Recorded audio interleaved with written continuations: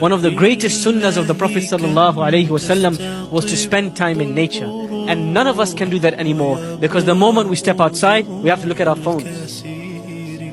When was the last time you looked at the sky?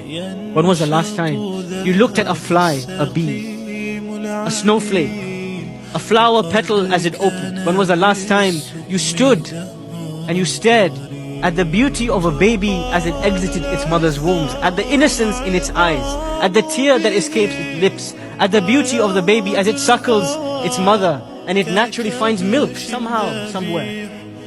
When was the last time we looked at ourselves in the mirrors, blinking, breathing, heart beating, oxygen flowing in our blood, and we thought to ourselves, what has Allah created? When was the last time Allah put food on your table and you tasted the spices, the smells, the textures, and you said how Allah subhanahu wa ta'ala has produced this? When was the last time you stood in front of a snake, a leopard, a tiger, an animal, a human being, a creation from the creations of Allah, and your jaw dropped? When was the last time you appreciated the water in your cup? When was the last time you appreciated every time your heart beats? When was the last time that we appreciated the creation of Allah subhanahu wa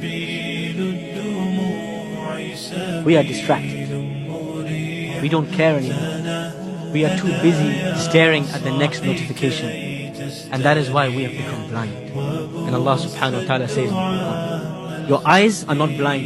You go to Specsavers or the doctors, the optometrists, you will say you can see fine. But your heart has become blind. The heart's in the chest. You look at so many blessings of Allah on a day-to-day basis and you feel nothing. We are blind. We are blinded by our pleasures, by our hungers, by our wants, by our phones, by our distractions, that we don't see. We look at the world and we see nothing.